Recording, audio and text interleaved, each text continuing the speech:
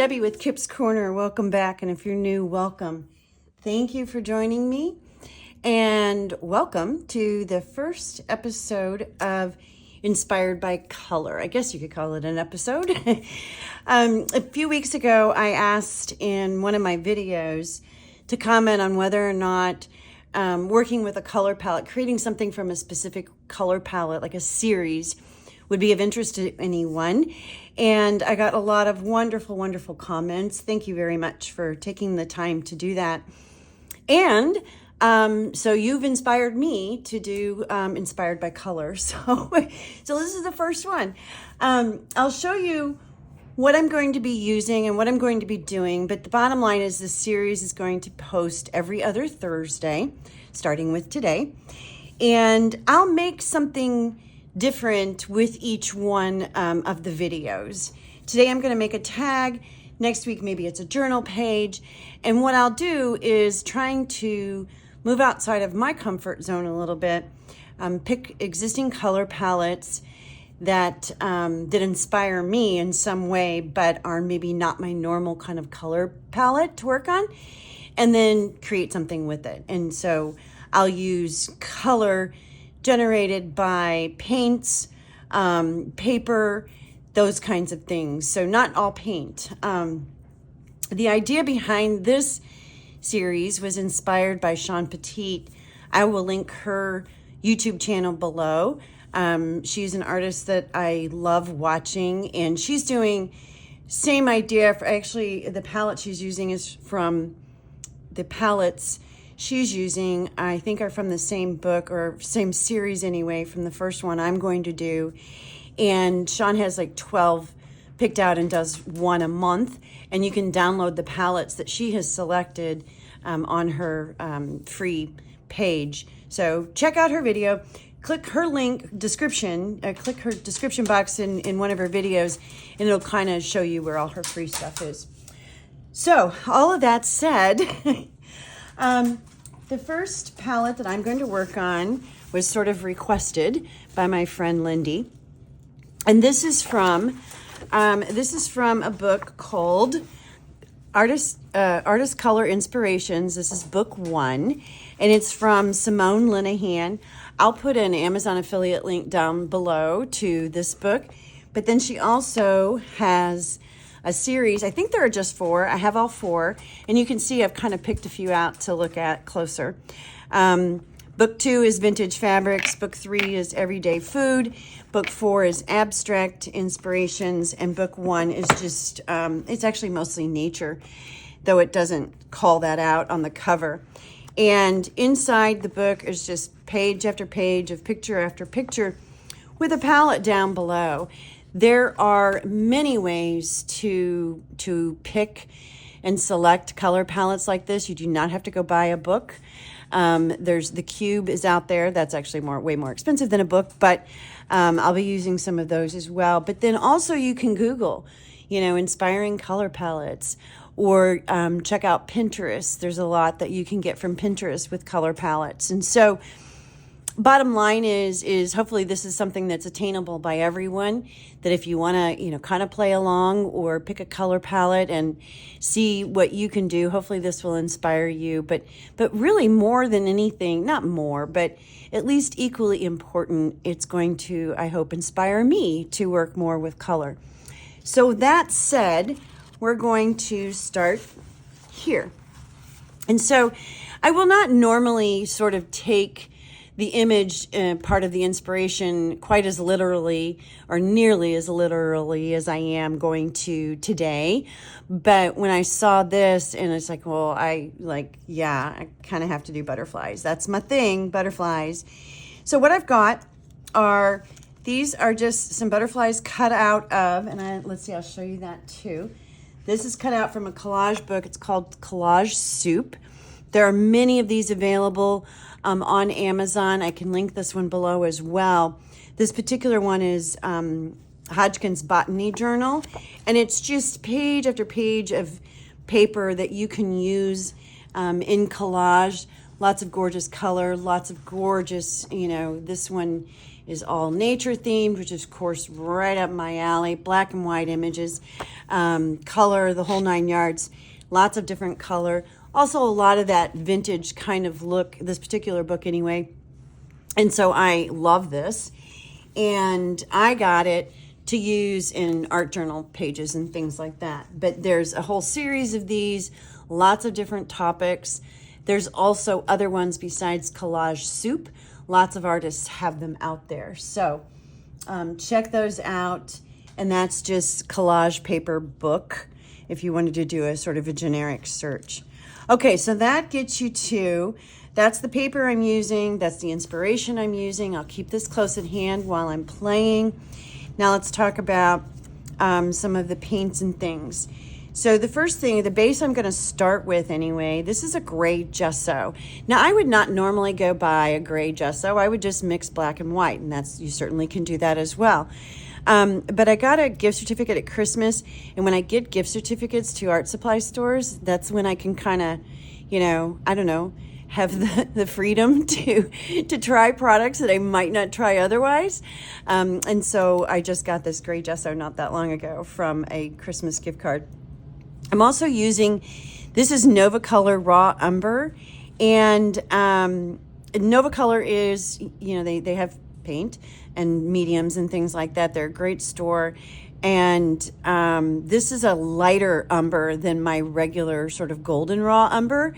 And so I think this will be a really good color to use to mix with to get to some of these. These are all warm colors. So they're going to have undertones of reds, oranges, you know, things like that. And so this is going to help get me there. Then I have from Seth Apter's website from PaperArtsy, I have 2 different Fresco finishes.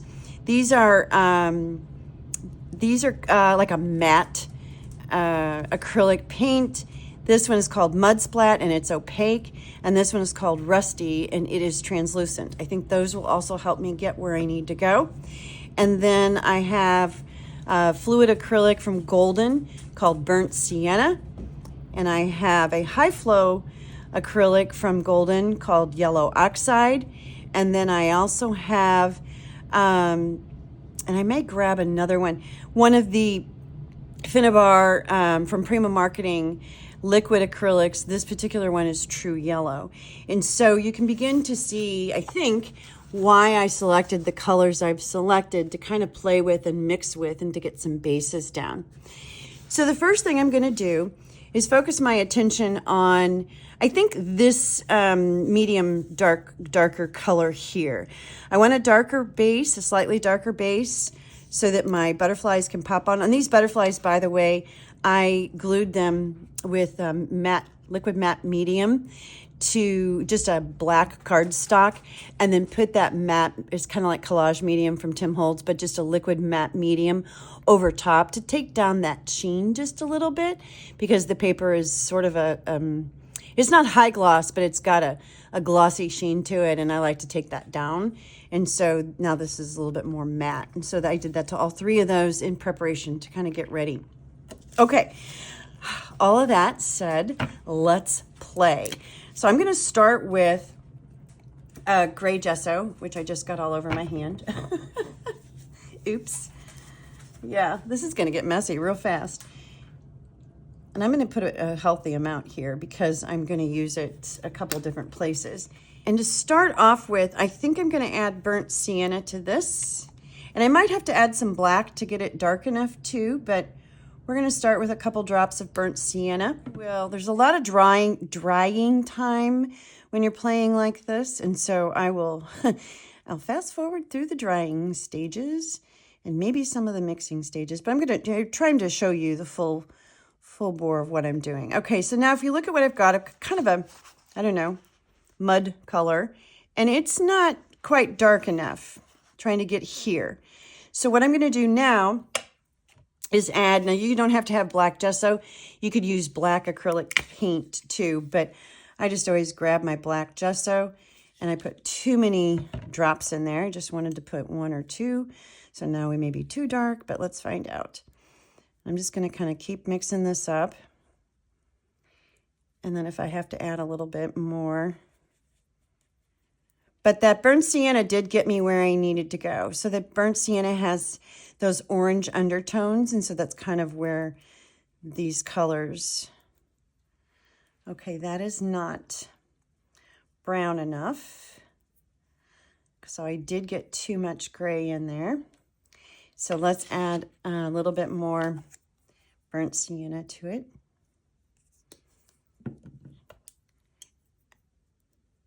And just, I tend to mix too much paint, although, you know, every once in a while I don't mix enough, but I tend to mix too much paint when I'm mixing and end up, you know, with leftovers, and I try to cover it and reuse it later. So I may mix a color and end up with, you know, 20 projects that have the same color on it. No, not that many, I'm exaggerating. Okay, let's see what this looks like.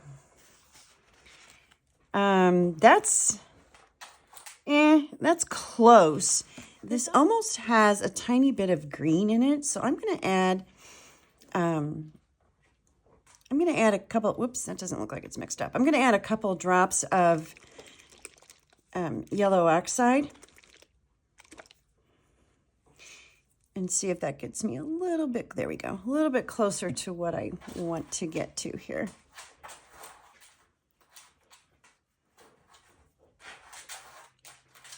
And you will find that I do not necessarily take the quickest path to mixing colors that there is. I like to kind of play. That's not too bad. Oop, that's got a hair in it. Yeah, not, oops, good job. That's not too bad at all. I'm going to go ahead and go with that. And so I'm just going to completely coat the entire, yeah, it's a little dark. Hang on, it's a little dark, a little bit dark. Let's add another drop of, this is from me putting too many black drops in there. I'm going to add another, just a drop of this gray gesso, just to lighten that back up a little bit.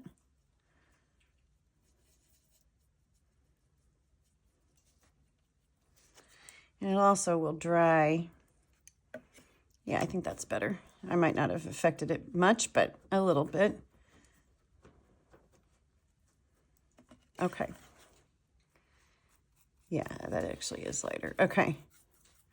I'm going to coat the whole thing in this color. So this will be my base. And then I'll go in and add some other colors and highlights and things like that on top. So I'm going to get down into those cracks that I created. Oh, and I'm sorry. This is a number 8 Tim Holtz mixed media tag. They're nice and thick, so they hold a lot of moisture. They're great. They hold a lot of weight, so they're just great for mixed media projects if you're making a tag. And then what I did, this is a stencil from Tim Holtz on top. And I just used regular modeling paste.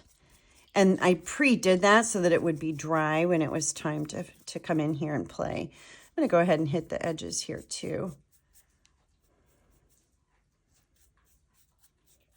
Just get a nice coat all the way around. Now I got to get my... Am I in camera?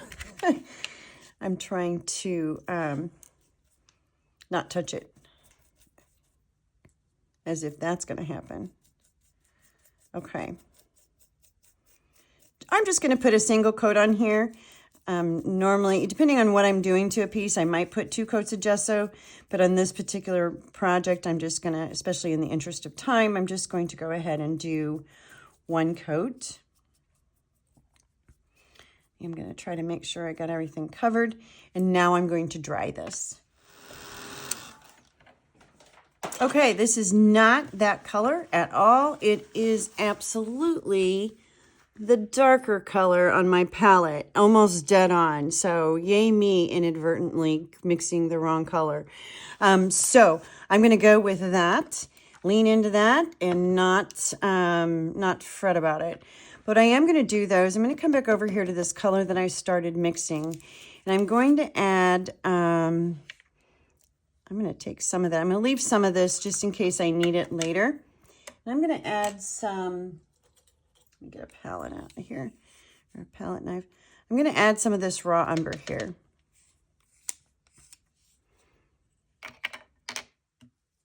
I'll go ahead and use the same brush. Let's see if we can't get that closer to what I need that to be. It's a really pretty dark, deep, dark gray brown. Oops.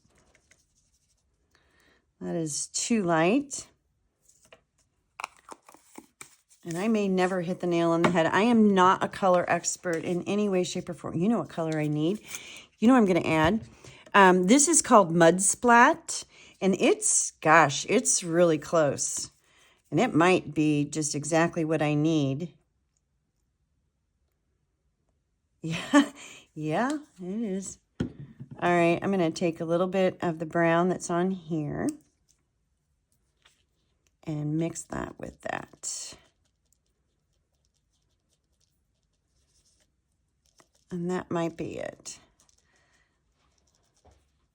A little bit darker. So just a tiny bit of, oops, see, I always do that. I just need to set it off to the side. Okay, let's see if that's too dark now. Get some of that over there. Make a mess. Have fun, play, make a mess. That's what I think that's what I should have called this series. Make a mess. That's actually pretty darn close. I'm going to add a tiny bit more of this Mud Splat.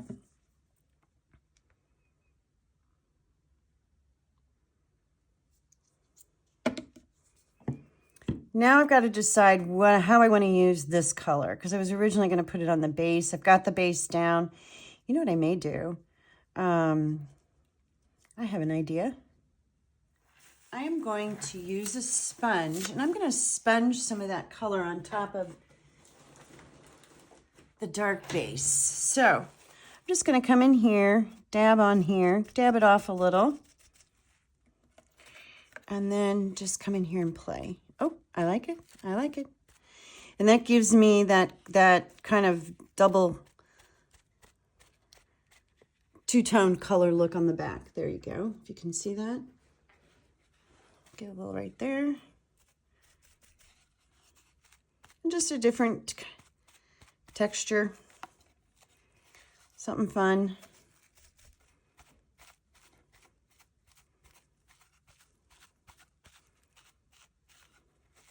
And now I'm incorporating that lighter color. Okay, let's see, did I miss? Let's get some right there. Okay, I'm going to dry that. That worked so well that I am going to take the original dark color I created and add literally just a drop of black that I just got all over my hand. And really all over. Let's go ahead and just use this mix that up. And now I have an even darker color. And I'm going to take the sponge again. I think, yeah, I have a weird glare here. For some reason, my lights got moved on me. And I'm having trouble kind of seeing. Okay, now I'm going to take, let's see. Let me take the back side of that sponge.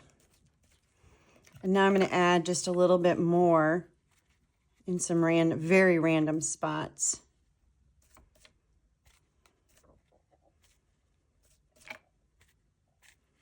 There we go. And that's it. Now, I don't know if you can see that or not, but now we're really kind of getting some multicolors. Very subtle, but some extra colors in there. Okay, let me dry this, and I'll be right back. Okay, now what I want to do is add some stamping, very subtle in the background. I'm going to use Fallen Leaves. This is my new favorite color, and this is from Versifying Claire, and it's called Fallen Leaves. And I just have, this is just sort of a text stamp. Honestly, I can't remember whose it is. I've had it so long. it's old. But I'm just gonna dab a little bit in a couple spots in the background.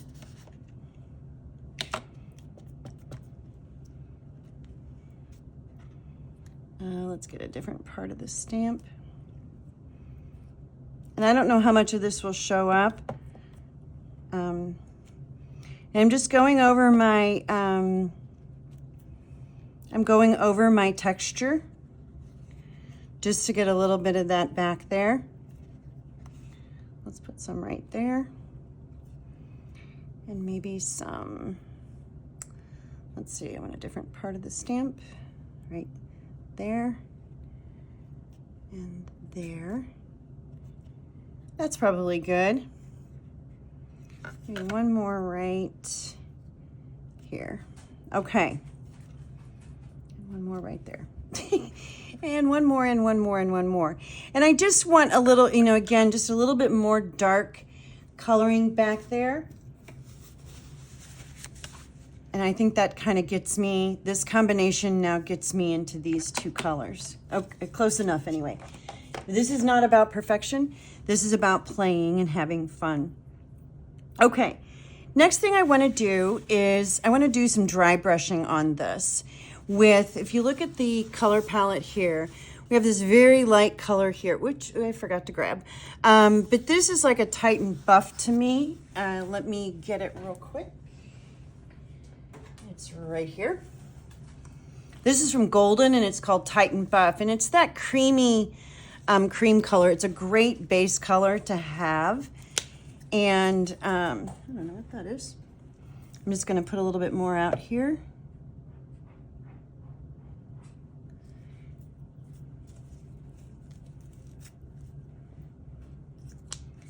And dry brush it. So to dry brush, what I want to do is I want to try to find a fairly stiff brush. It doesn't have to be a stencil brush, but something that, you know, like this is just a really old brush. It's been around the bin 1,000 times. And so it's got, its bristles are sort of stiff. So I'm going to dip my brush in there, get a lot of it off, and then dab it back onto my towel or cloth.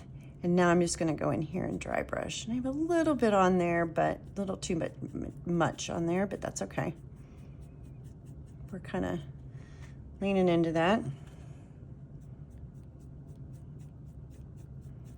I'm just going to hit the dry brush kind of all the way down. And I don't care if I got a little heavy right there, that's okay.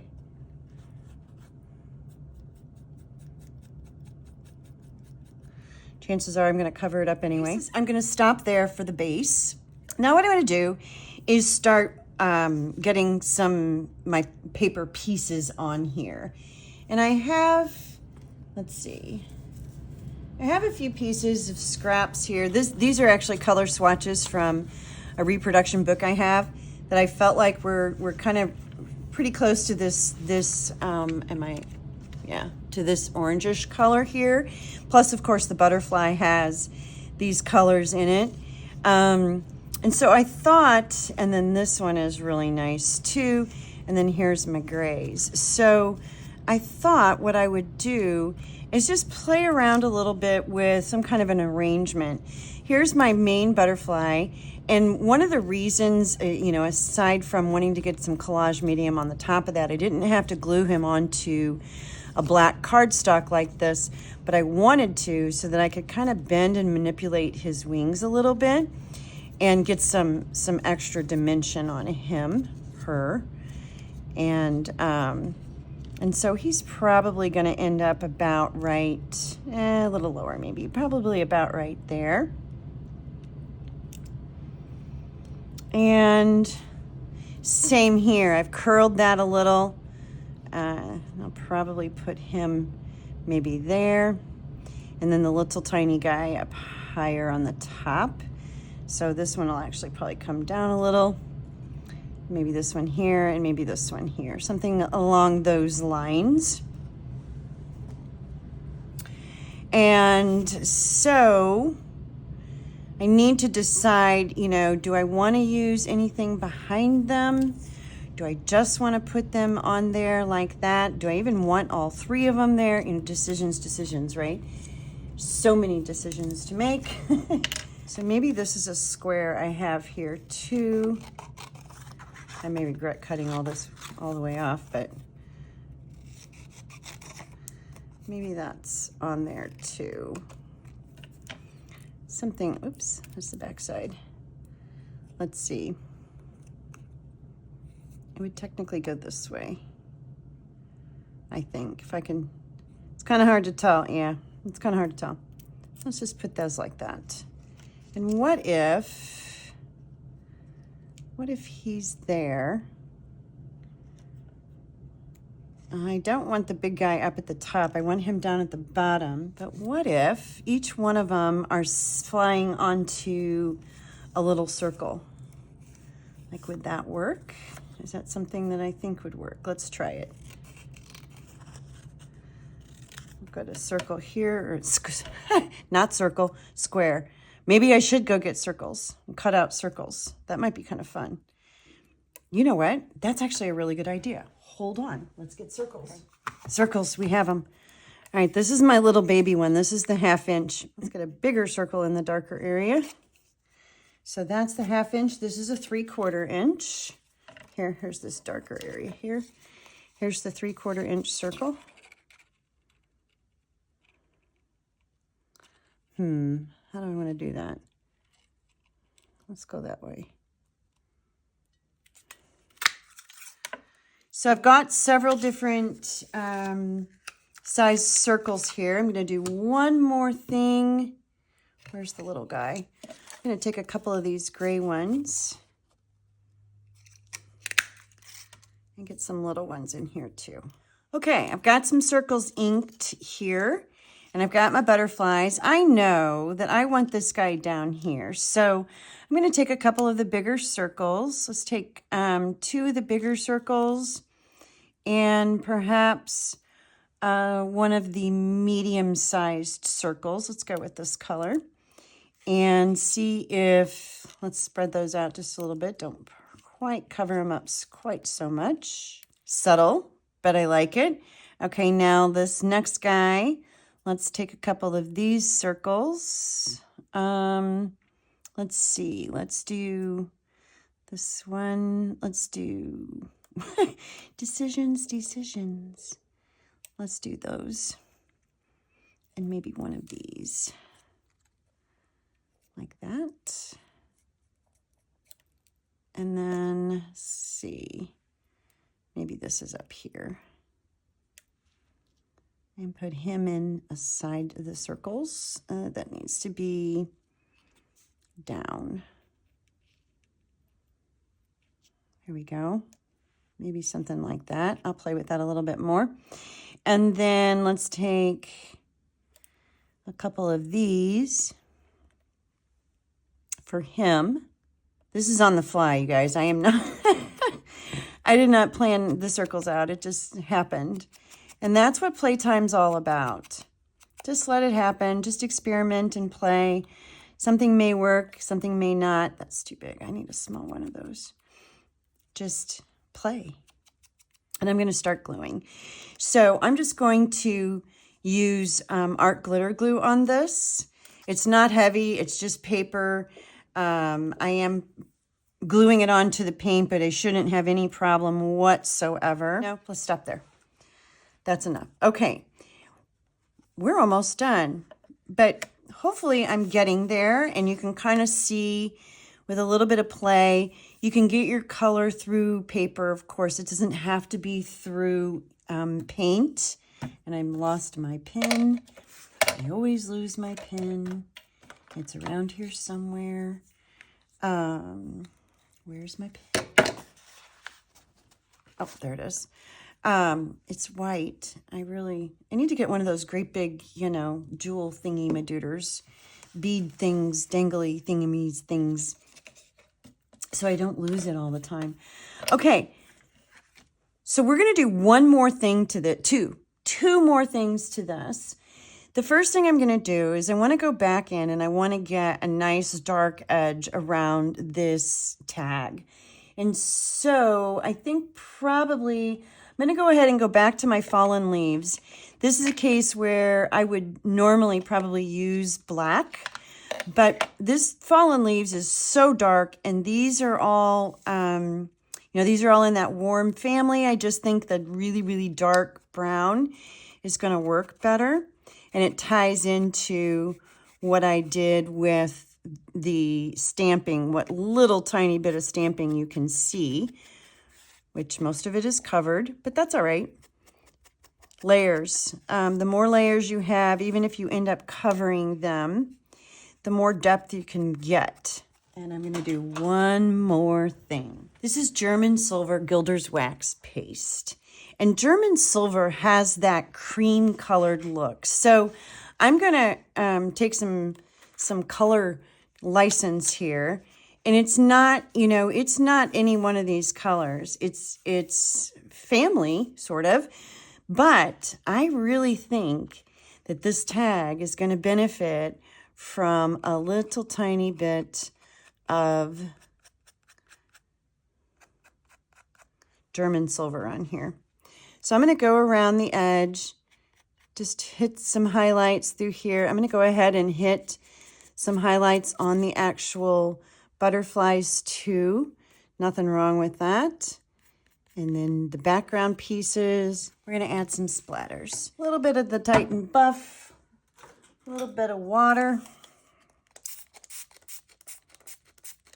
All right, let's stir this around.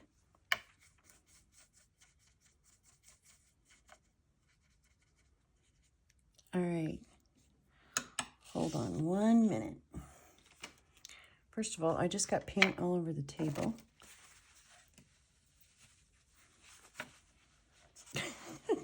Okay, now what I want to do, let's see, I'm going to take a paper towel. Scrap piece of paper would work for this too. And I'm going to cover up my wings here a little bit. I don't have to completely cover. I can take this off now. Oh, I like that actually. It kind of makes him dip down. Okay. So that's way too big. There we go. And I'm going to do a little one here. That's good. But I'm not going to worry. Well, look, I got a little piece of scrap right here. We'll put a little piece right there. Okay. Now, now I'm going to splatter, and I've got my book covered, so I'm not going to ruin my book.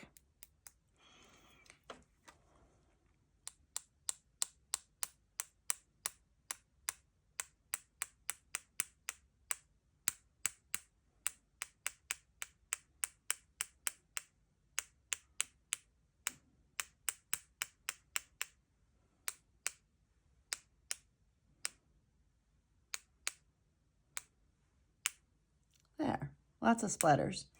Okay. Now I can take this other towel.